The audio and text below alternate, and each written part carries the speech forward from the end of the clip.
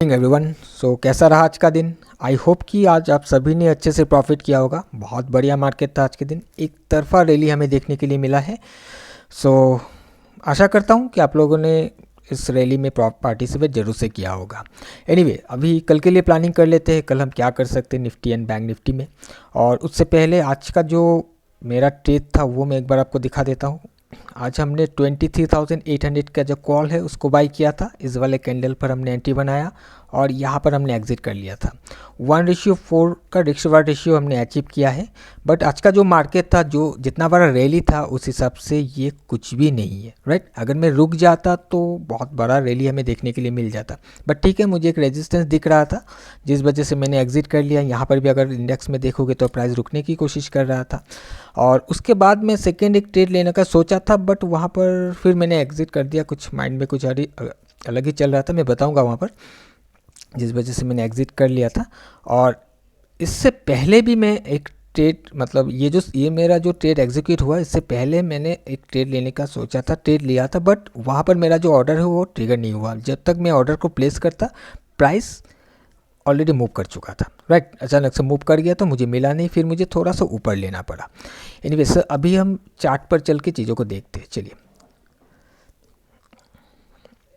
Okay, सो यहाँ पर Nifty का चार्ट आपके सामने है। यहाँ पर देखिएगा कि सबसे पहला जो मेरा ट्रेड था वो कुछ इस एरिया पर होना चाहिए था। जब प्राइस नीचे आकर यहाँ से ब्रेकआउट होकर ऊपर गया, फिर प्राइस रिटेस्ट करके आया इस वाले कैंडल के अंदर आकर, जब इसको हिट किया तब मैंने ऑर्डर को प्लेस कर रहा था। जब तक मैं ऑर्डर को प्लेस करूँ प्राइस ऊपर चला गया, फिर ये घूमकर आया ही नहीं, प्राइस और एक नया हाई बना दिया। तो मुझे थोड़ा सा थोड़ा सा ऊपर इसको लेना पड़ा। ओके, और जो सेकंड ट्रेड तो मुझे मिल गया था। थर्ड जो ट्रेड में लेना चाह रहा था बट मैंने उसको फिर लिया नहीं, वो कुछ इस एरिया पर था। जब प्राइस यहाँ से रिट्रेस करके नीचे आया, अगर देखोगे तो इस वाले लो को ब्रेक करके आया, तो यहाँ का जो लिक्विडिटी था वो लेने के बाद जब प्राइस घूमा तो मुझे यहाँ पर एक ट्रेड लेना था, बट फिर मैंने उसको कैंसिल मीन्स मैंने ऑर्डर ही नहीं लगाया क्योंकि प्राइस का जो मूवमेंट है, अगर आप देखोगे इस जगह से एक तरफा मूवमेंट है, वन वे मूवमेंट यहाँ पर देखने के लिए मिल रहा है। इस जगह से प्राइस नीचे आया, इस वाले लो को ब्रेक करके नीचे आया है, तो हो सकता है कि यहाँ पर लिक्विडिटी लेने के बाद ऐसा चला जाए, बट चांसेस ये भी था कि एक तरफा मूवमेंट है तो ये एक लोअर हाई बना के कुछ नीचे आकर क्लोज हो जाए, राइट। या फिर नीचे आता रहे, या नीचे आ जाए, थोड़ा नीचे आने के बाद अगर भी घूमे तब भी मेरा उस केस में स्टॉप लॉस हिट हो जाएगा। और वैसे भी आज एक्सपायरी था, जिस वजह से मैंने फिर कोई ऑर्डर लगाया नहीं। बट अगर मैं यहाँ पर ऑर्डर लगा देता, यहाँ पर मुझे मिल जाता तो एक अच्छा रैली यहाँ पर भी कैप्चर करने के लिए मिल जाता। एनीवे, जो मिला नहीं, अब उसको लेकर बात करने का कोई फ़ायदा नहीं है, बट मैंने दिखा दिया क्यों मैं वहाँ पर ले रहा था। अभी हम देखते हैं कि कल हम क्या कर सकते हैं। मैंने 15 मिनट्स का चार्ट को लगाया क्योंकि काफ़ी लंबा दिख रहा है चार्ट। ओके, सो यहाँ पर अगर आप देखोगे तो एक तरफा मूवमेंट 15 मिनट्स में जब हम चीज़ों को देख रहे, और अभी जो निफ्टी का क्लोजिंग है वो एक इम्पॉर्टेंट लेवल को हिट करने के बाद नीचे आकर क्लोज किया है, राइट। तो अभी देखिए जिस रेजिस्टेंस एरिया पर हिट करके क्लोज हुआ है, मुझे लग रहा है कि शायद इसको कल थोड़ा रिट्रेस करना चाहिए। इसका रीज़न क्या है? देखिए, पहला तो एक तरफा रैली है, बहुत बड़ा रैली है, ठीक है। और मैंने आपको कई बार बताया है कि जिस दिन भी आपको दिखेगा कि बहुत बड़ा एक मूवमेंट हुआ है, नेक्स्ट डे प्राइस थोड़ा सा होल्ड करने की कोशिश करता है या फिर थोड़ा सा रिट्रेस करने की कोशिश करता है। तो हो सकता है कि कल के दिन एक साइडवे मार्केट देखने के लिए मिले।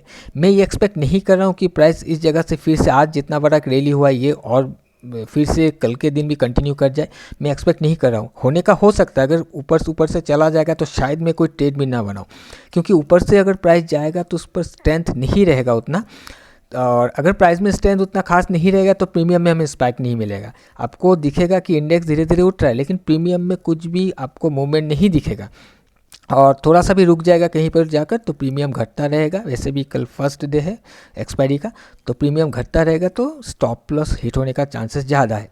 तो जिस वजह से मेरा जो प्लानिंग ये है कि अगर प्राइस इस एरिया से रेजिस्टेंस लेता है, अगर वीकनेस दिखता है तो मैं यहाँ से शॉर्ट के लिए प्लान कर सकता हूँ। कहीं ना कहीं ये वाला जो जोन है जहाँ पर आकर प्राइस इस जगह पर इस स्विंग बनाकर गया है, यहाँ तक आने की कोशिश कर सकता है, हो सकता है यहाँ तक आए, सपोर्ट फॉर्म करने के लिए। अगर यहाँ तक आता है तो मुझे कुछ ना कुछ मिल जाएगा।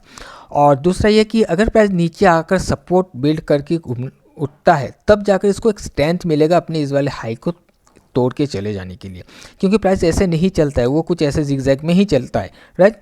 तो प्राइस अगर नीचे रिट्रेस करके आएगा तब जाकर इसको एक स्टैंड मिलेगा। तो उस केस में अगर हमें हायर लेवल पर कंफर्मेशन मिलता है शॉर्ट साइड के लिए तो हम शॉर्ट जाएंगे। अगर प्राइस ओपनिंग में एकदम यहाँ से सपोर्ट पर आ जाता है और सपोर्ट पर आने के बाद हमें यहाँ पर फिर से सपोर्ट बिल्डअप दिखता है तब जाकर हम लॉन्ग के लिए जा सकते हैं, क्योंकि प्राइस फिर से थोड़ा सा सस्ता में मिलेगा तो हम लॉन्ग के लिए देख सकते हैं, लेकिन सपोर्ट एरिया से। अगर इस एरिया को ऑनर करता है तो इस एरिया से हम कुछ नहीं करेंगे। बीच से कुछ करना भी थोड़ा सा रिस्की हो जाएगा, क्योंकि यहाँ पर रेजिस्टेंस रहेगा, यहाँ पर सपोर्ट रहेगा।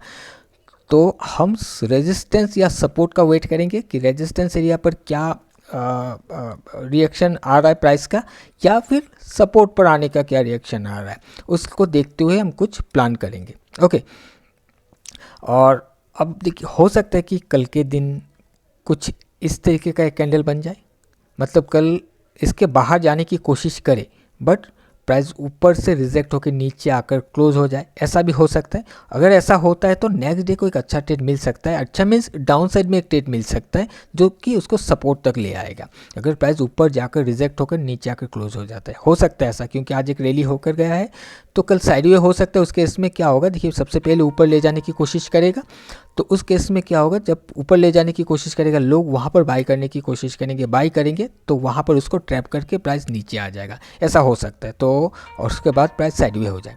तो अगर ऐसा भी होता है तो नेक्स्ट डे को हमें कुछ मिल जाएगा, और इसके नीचे से अगर हमें कंफर्मेशन मिलता है वहाँ पर हम ट्राई कर सकते हैं, कुछ ना कुछ हमें मिल जाएगा। आज के जैसा कल मिलेगा ये हम एक्सपेक्ट नहीं कर रहा हूँ, बट कुछ ना कुछ मिल सकता है हमें डाउन साइड में अगर यहाँ पर रेजिस्टेंस लेता है। अब बैंक निफ्टी को देखते हैं। ऑलराइट, सो बैंक निफ्टी अपने 51,000 के लेवल से उठा है कुछ ऐसे करके, और अभी जहाँ पर है 51,660 का जो लेवल है इसको यहाँ पर हिट करके क्लोज हुआ है। एक इम्पॉर्टेंट लेवल है जिसको हिट करके क्लोज हुआ है, और इसके ऊपर भी एक सप्लाई जोन है जो कि ये वाला जोन है।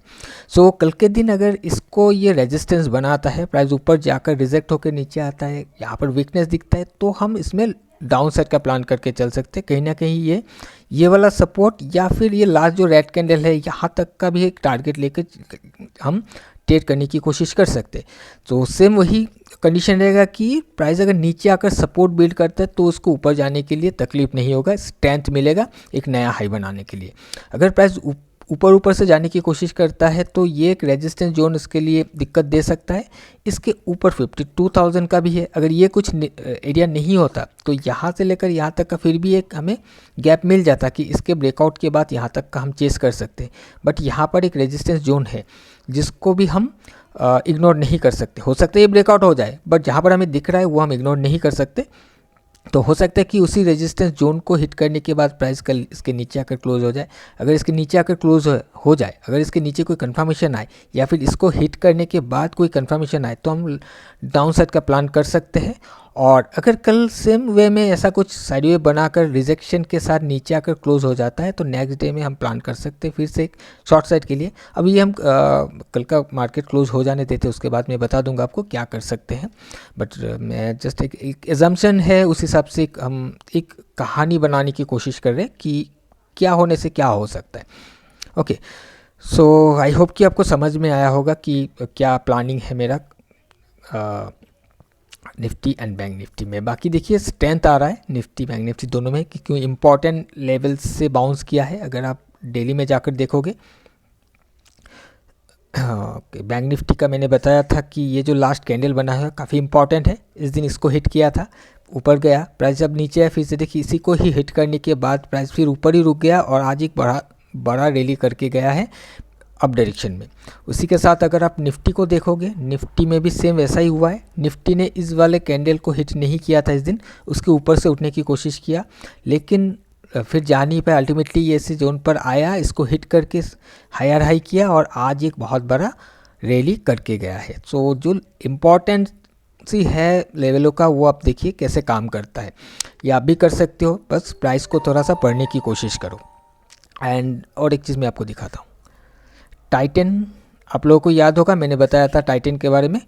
मैंने इस वाले एरिया पर ही मैंने बताया था कि टाइटन अगर यहाँ से गिर रहा है तो इसको इस वाले कैंडल के अंदर आना चाहिए और यहाँ से इसको सपोर्ट मिलना चाहिए, यहाँ पर आकर सपोर्ट बिल्डअप होना चाहिए और प्राइस ऊपर जाना चाहिए। आप देख सकते हो प्राइस इस दिन रेड कैंडल जो लास्ट दिख रहा है आपको, इस दिन आया था, उसके बाद 2 दिन प्राइस इसी जोन के अंदर होल्ड किया और आज एक बहुत बड़ा रैली करके गया है, राइट। अब किसी भी स्टॉक को उठाकर देख लो, आपको इन्हीं लेवलों पर ही रिएक्शन देखने के लिए मिलेगा, राइट। ये सिर्फ टाइटन नहीं, कोई भी स्टॉक को आप उठाकर देख लो। ओके, सो आई होप कि आपको ये सारे चीज़ें समझने के लिए समझ में आ रहा होगा। अगर कोई कन्फ्यूजन है तो मुझे आप कमेंट करके ज़रूर से बताइएगा, मैं कोशिश करूँगा आपको आपके सवाल का जवाब देने के लिए। और जो भी मैंने निफ्टी बैंक निफ्टी के बारे में बताया, जो भी लेवल्स बताया हुआ है, जो या फिर जो भी प्राइस का एरिया बताया हुआ है, वो अपने हिसाब से भी एक बार एनालाइज ज़रूर से कर लीजिएगा। ऐसा नहीं कि मैंने बताया तो उस लेवल पर जाते ही आप लॉन्ग या शॉर्ट कर लो। अगर ऐसा कुछ करते हो, वहाँ पर अगर कोई लॉसेस होता है तो वहाँ पर मेरा या मेरे चैनल का कोई भी रेस्पॉन्सिबिलिटी नहीं रहेगा। आप अपने रिस्क पर ही कोई एक्शन लीजिएगा, एनालाइज कर लीजिएगा। मैं जस्ट आप लोगों को सिखाने के लिए एक एजुकेशन पर्पज़ में इस वीडियो को बना रहा हूँ। ओके, तो चलिए आज के लिए इतना ही। हम मिलेंगे किसी और एक नए वीडियो में। Till then bye bye and safe trading.